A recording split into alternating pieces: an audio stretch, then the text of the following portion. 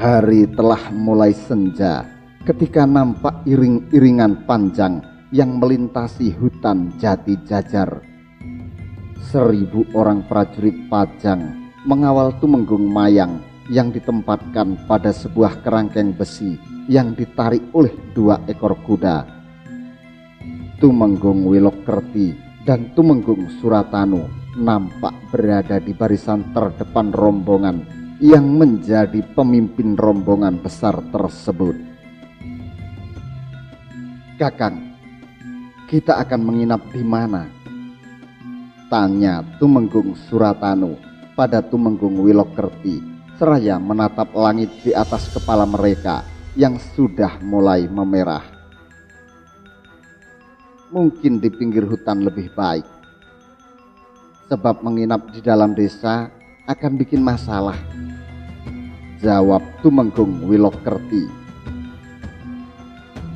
Tumenggung Suratanu mengangguk-angguk, tapi kemudian tanyanya mengemuka setelah ia pendam sedari mereka mulai bergerak meninggalkan kota Raja Pajang. "Tapi saya jadi heran, kenapa Kanjeng Sultan mengirim pasukan sebanyak ini? Kalau hanya untuk mengawal Tumenggung Mayang yang sudah menjadi tawanan begini, 50 orang juga cukup, karena saya yakin Tumenggung Mayang pasti tidak akan melawan.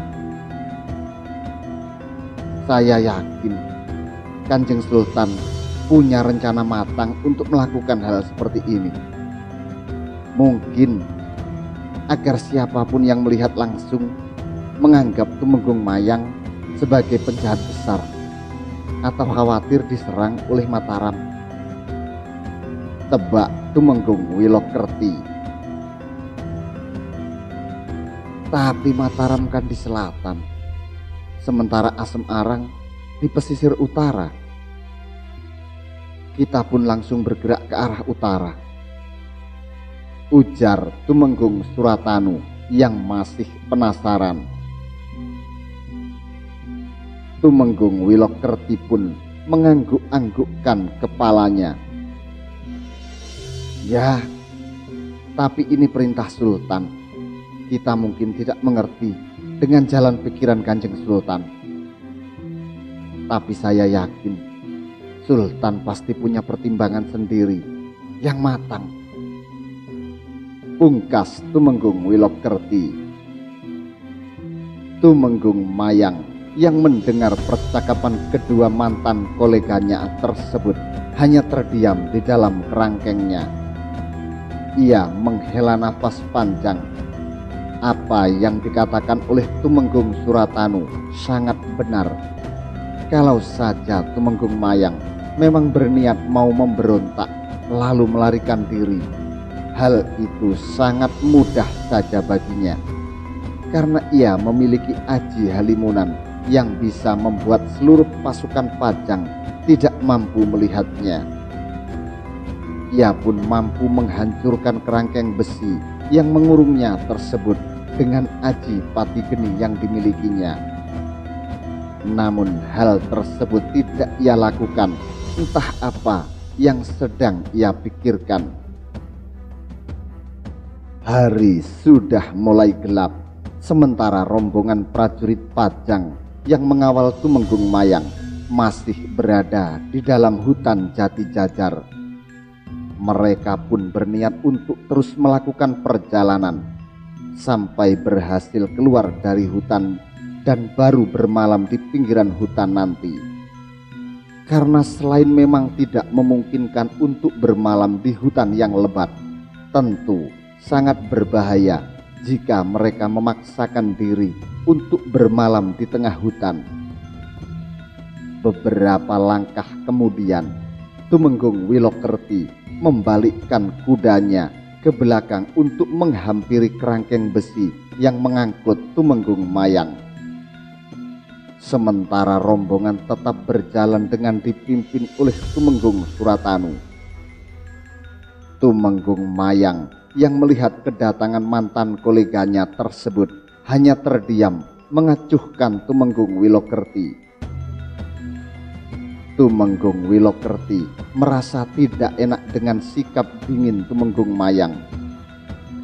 Tadinya ia ingin menawarkan minum atau makan pada Tumenggung Mayang. Tapi setelah dipikir, Tumenggung Mayang memang berhak untuk mendapatkan makan dan minum. Apalagi sedari berangkat dari Pajang tadi, Tumenggung Mayang hanya terus terdiam, tidak minta makan ataupun minum. Kakang mau minum? Atau barangkali membutuhkan sesuatu?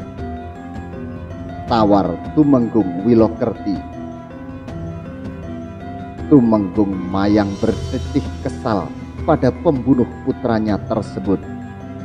Dengan sinis ia menjawab, "Wilokerti, aku sudah muak mendengar basa-basimu. Keinginanku waktu di Pajang, aku ingin melihat wajah istriku untuk yang terakhir kalinya. Tapi dengan pongah kau menolak." Tumenggung Wilokerti menghela nafas berat lalu menjawab, "Semua itu atas perintah Kanjeng Sultan. Kakang Tumenggung, saya hanya melaksanakan tugas." Mendapati jawaban Tumenggung Wilokerti yang terkesan enteng tersebut, Tumenggung Mayang mendengus kesal. Dengan mata yang dipenuhi pancaran dendam, dia berujar dengan ketus, "Aku ingin menagih hutang nyawa yang kau ambil dari anakku, Wilokerti." Tumenggung Wilokerti menundukkan kepalanya sejenak. Dengan nafas berat ia menjawab, "Sebenarnya di antara kita tidak perlu saling bermusuhan. Saya hanya melakukan tugas karena saya abdi sultan. Kakang pun pasti akan melakukan hal yang sama seperti yang saya lakukan pada Pabelan. Saya yakin Kakang akan mengerti, karena Kakang pun seorang prajurit yang sejati." Nafas Tumenggung Mayang memburu mendengar jawaban dari Tumenggung Wilokerti tersebut. Matanya yang dipenuhi bara api dendam melotot seolah mau meloncat keluar. "Seenteng itukah jawabanmu? Kau tahu bagaimana rasanya sakit kehilangan anak? Rasanya 100 kali lebih sakit daripada kehilangan orang tua. Serasa pecah seluruh urat nadi yang ada dalam tubuhku ini." Tumenggung Wilokerti menghela nafas berat. Ia menyadari telah salah bicara karena menganggap jiwa prajurit yang sejati masih ada pada Tumenggung Mayang. Ia seolah lupa karena kini Tumenggung Mayang sudah dipecat, bahkan dihukum buang secara hina oleh Sultan. Apalagi ia baru saja kehilangan anaknya yang dibunuh oleh tangan Tumenggung Wilokerti sendiri. "Maafkan saya, Kakang. Kalau Kakang ingin minum atau makan atau membutuhkan apapun, beritahu saja pada prajurit pengawal," ucap Tumenggung Wilokerti. Tumenggung Mayang hanya berdecih sebal lalu membuang mukanya yang merah padam karena menahan bara api dendam. Tumenggung Wilokerti pun kembali memacu kudanya ke depan barisan sembari menggeleng-gelengkan kepalanya. Sesuai perintah Senopati, prajurit-prajurit dari Mataram, Kedu, serta Pagelen membuang segala tanda-tanda keprajuritan mereka. Kesemuanya menyamar laksana rakyat biasa dan lebih mengesankan selaku begal-begal yang biasanya membegal di tempat-tempat sepi. Sesuai perintah Senopati, Tumenggung Surodipo dan Ki Bocor langsung memimpin penyergapan itu. Jumlah prajurit yang disiapkan bahkan jauh dari setengah jumlah prajurit Pajang. Hanya 40 orang, sedangkan prajurit Pajang berjumlah 1000 orang. Hal tersebut agar memudahkan mereka untuk bergerak cepat serta tersembunyi, bagaikan gerak pasukan siluman. Prajurit-prajurit Kedu akan menyerang dari sisi kiri dan sisi kanan, ditempati para prajurit Pagelen. 10 prajurit Mataram juga berada di posisi buntut atau barisan paling belakang untuk menyerbu barisan depan prajurit Pajang. Dari dua sisi penyerangan, mereka telah menempatkan prajurit-prajurit pemanah jitu yang bersiaga di balik gerumbul, pepohonan, dan tempat-tempat tinggi lainnya. Mereka akan segera berganti menjadi prajurit bertombak dan berpedang dari kedua sisi yang akan segera menyerbu setelah serangan anak-anak panah berhenti. Kemudian pasukan di bagian buntut akan menggempur barisan depan prajurit Pajang dan langsung menerobos untuk membebaskan Tumenggung Mayang. Tegas-tegas Tumenggung Suratipo berpesan pada sekalian prajurit pemanahnya untuk menjauhkan serangan anak panah mereka dan Tumenggung Mayang. Seperti biasanya, katanya, orang yang dianggap pesakitan akan ditempatkan di tengah-tengah barisan. Ciri yang mudah untuk kalian lihat adalah dalam posisi tertawannya ia ditempatkan dalam sebuah kerangkeng dengan tangan terikat ke belakang. Lalu Tumenggung Suratipo menunjuk 10 prajurit khusus untuk merebut Tumenggung Mayang yang akan ia pimpin sendiri. Sementara Ki Bocor ditunjuk selaku pemimpin penyergapan pasukan Pajang dari kedua sisi sayap. Semua prajurit yang seluruhnya memiliki ilmu kebal dan kedikjayaan lebih itu menunggu dan bersiaga setelah rencana penyergapan digelar Tumenggung Suratipo. Ki Bocor perlu menegaskan rencana perebutan melalui siasatnya kepada 30 prajurit Kedu dan Pagelen yang akan bergerak dari kedua sisi sayap itu. Iring-iringan prajurit Pajang pun melintas. 6 prajurit tombak tampak berkuda di barisan terdepan. 8 menteri berkuda tepat di belakang 6 prajurit terdepan itu. Disusul Tumenggung Wilokerti dan Tumenggung Suratanu. 40 prajurit berkuda lainnya berada di belakangnya, mengawal seseorang yang berada di dalam kerangkeng besi yang ditarik 2 ekor kuda. Dengan tangan terikat di belakang punggung yang ditempatkan di tengah-tengah barisan, kemudian seluruh sisa prajurit Pajang berbaris, berjalan kaki di belakang prajurit-prajurit berkuda itu. Semuanya bergerak dalam irama berderap. Seketika iring-iringan itu melintas di tempat penyergapan. Serangan pun dimulai. Ki Bocor bersiul layaknya suara burung hantu. Seketika itu anak-anak panah secara mendadak berdesing-desing dari atas dan balik pepohonan tertuju pada prajurit-prajurit berkuda Pajang. Tubuh-tubuh pun mulai berjatuhan tertembus anak-anak panah, menimbulkan kegemparan besar, dan pemimpin-pemimpin iring-iringan Pajang menyerukan segera berlindung dan melakukan serangan balasan bagi para prajuritnya.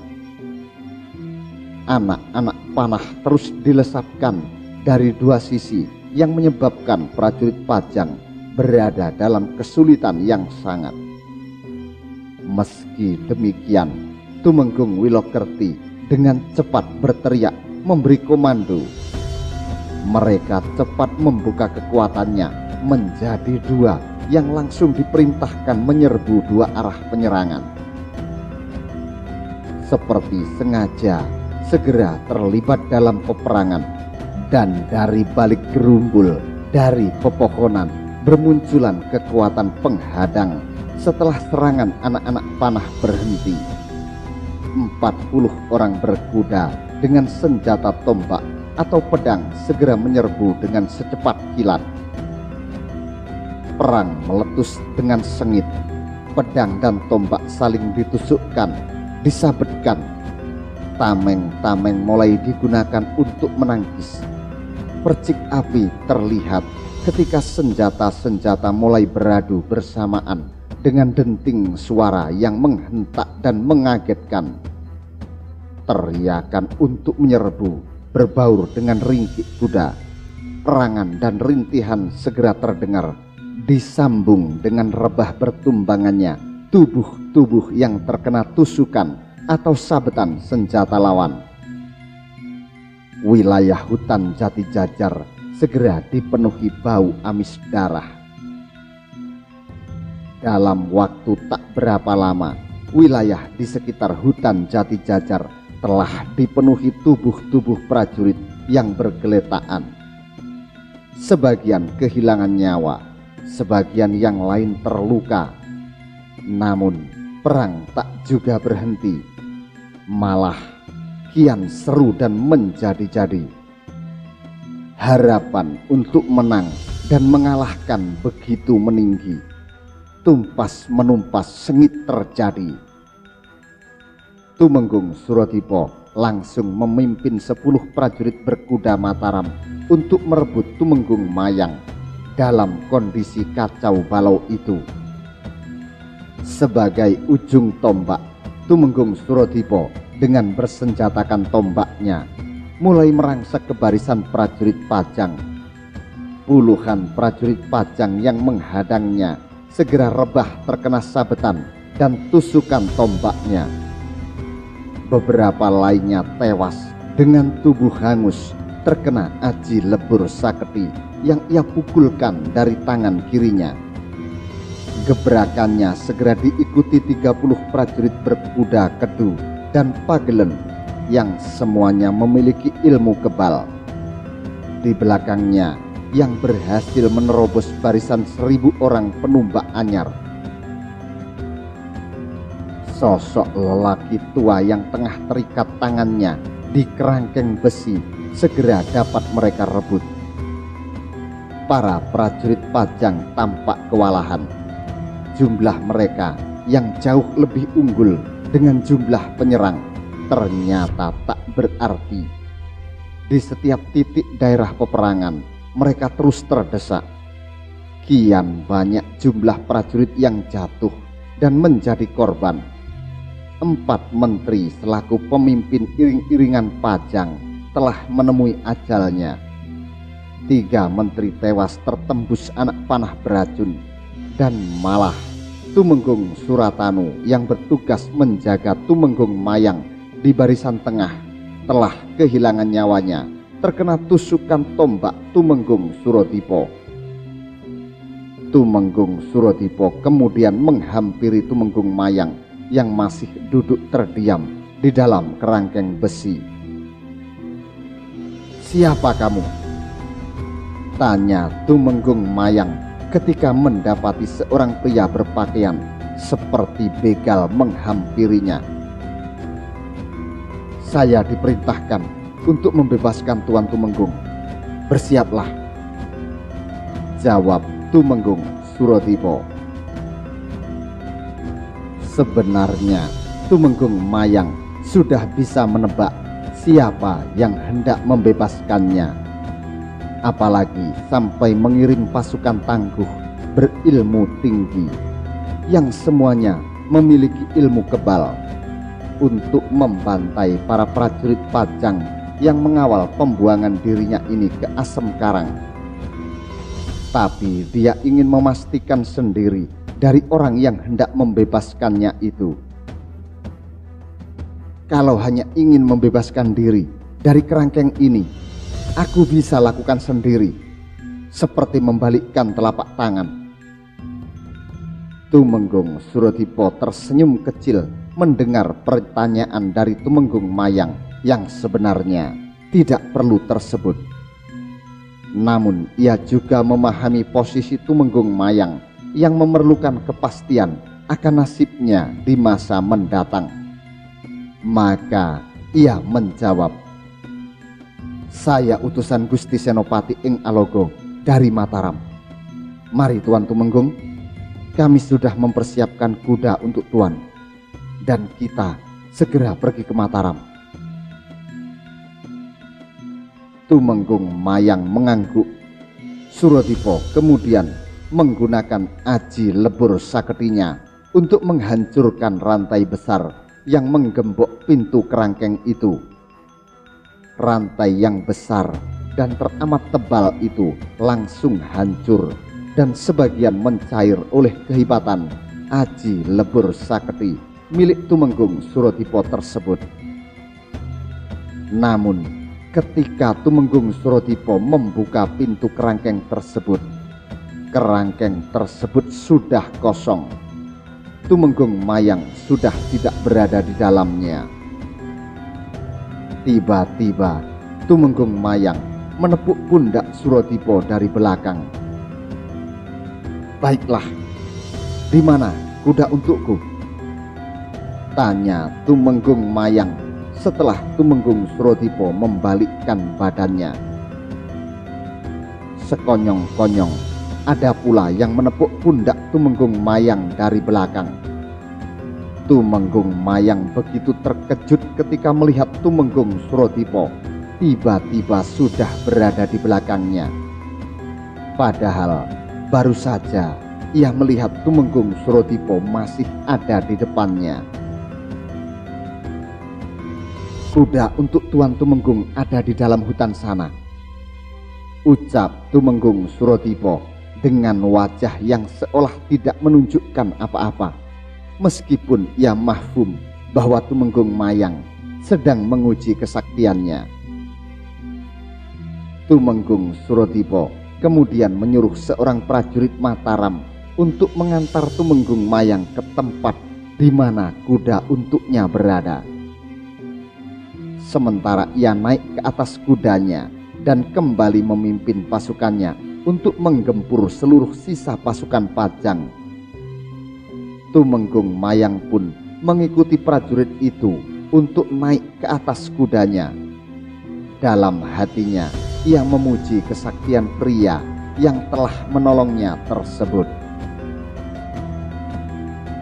Perang di hutan Jati Jajar tersebut masih terus berkecamuk.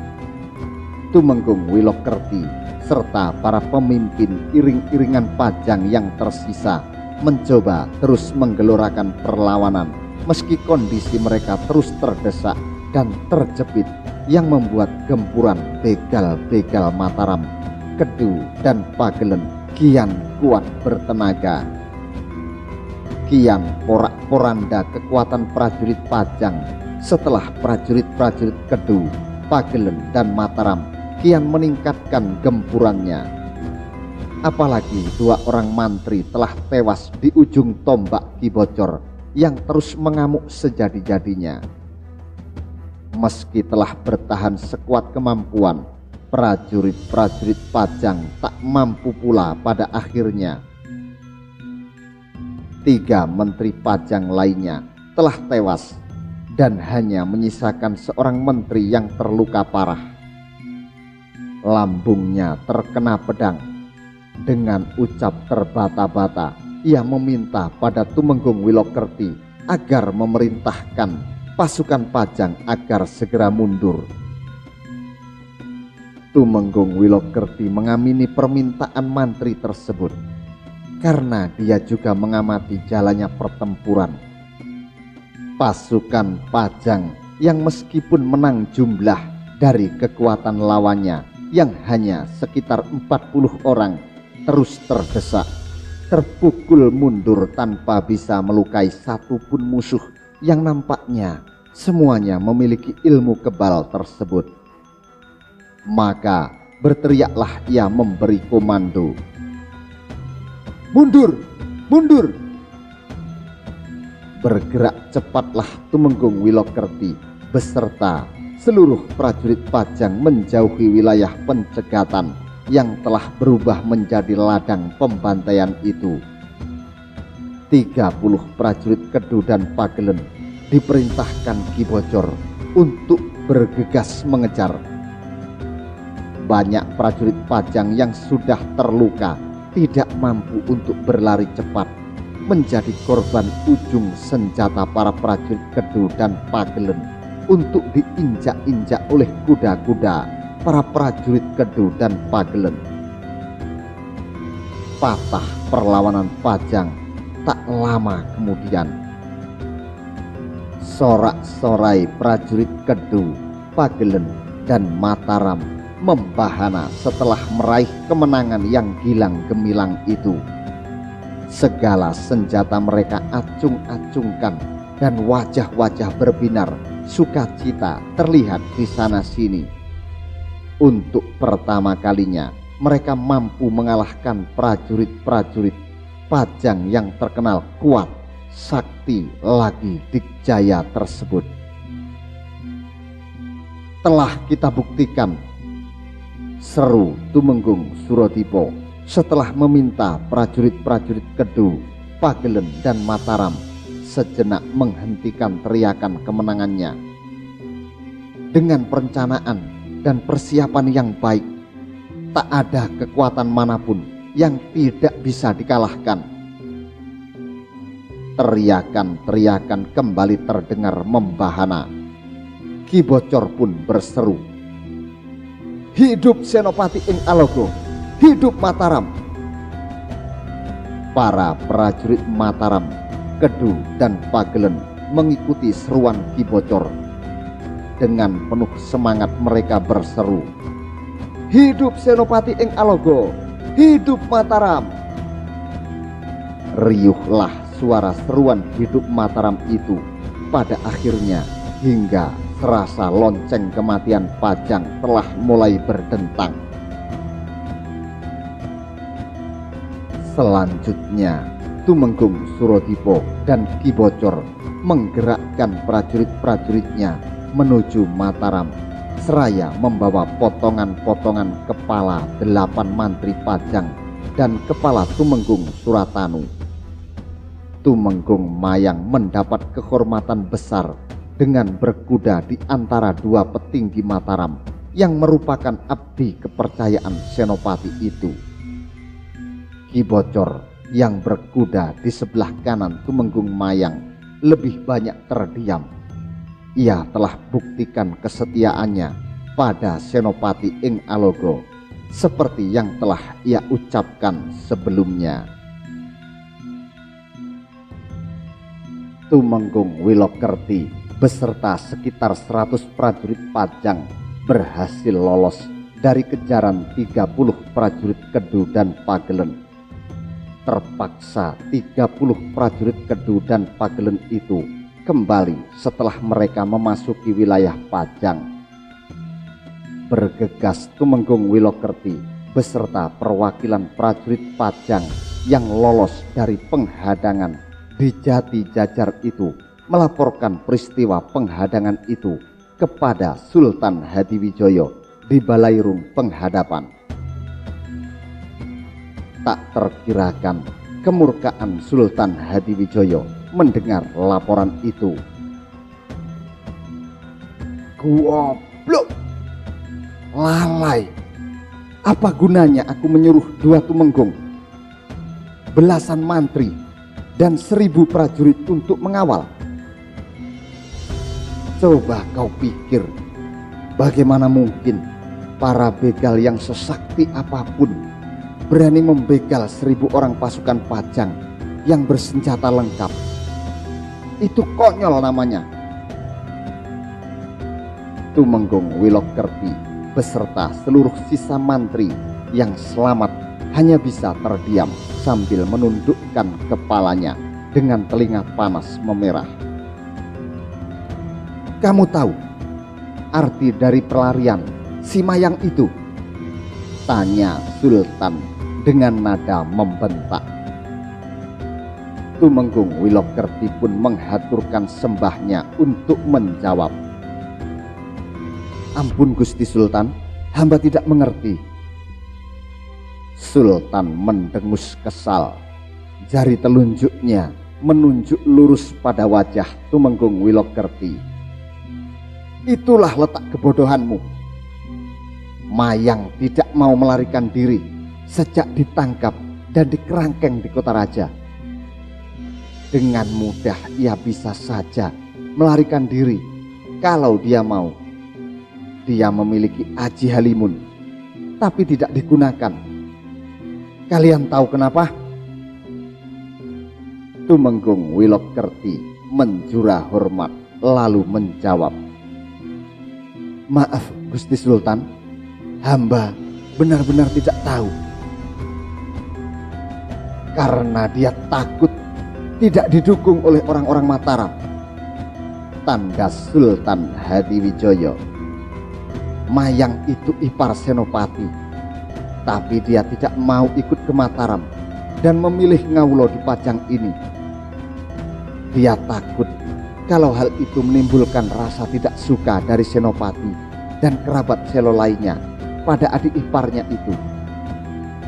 Sehingga Tumenggung Mayang tidak memilih untuk melarikan diri ke Mataram. Takut kalau ditolak oleh Senopati. Artinya, orang yang membebaskan dia jelas orang dari Mataram yang menyamar menjadi begal hutan. Tumenggung Wilokerti terkejut karena Sultan begitu waskito, sehingga ia bisa tahu kalau orang-orang Mataram itu menyamar menjadi begal-begal hutan. Ia menghaturkan sembahnya untuk menjawab. Memang pasukan hamba tidak ada yang berhasil membunuh satupun dari mereka, walaupun mereka hanya berjumlah sekitar 40 orang. Mereka semua memiliki ilmu kebal dan ilmu kanuragan yang sangat tinggi. Bahkan pemimpin mereka mampu membunuh Adi Tumenggung Suratanu dengan mudah. Mereka datang bagaikan siluman. Tidak ada yang tahu dari mana orang-orang yang membebaskan Kakang Mayang itu. Mereka sama sekali tidak menunjukkan tanda-tanda apa-apa. Sultan Hadiwijoyo terdiam sejenak. Kemudian keluarlah perintahnya. Siapkan seluruh Tumenggung dan Senopati di balai penghadapan besok pagi. Buntut dari larinya Mayang akan berbahaya, karena dia salah satu pemimpin prajurit Pajang yang mengetahui seluk-beluk kekuatan kita. Tumenggung Wilokerti dan seluruh mantri yang hadir pun menghaturkan sembahnya.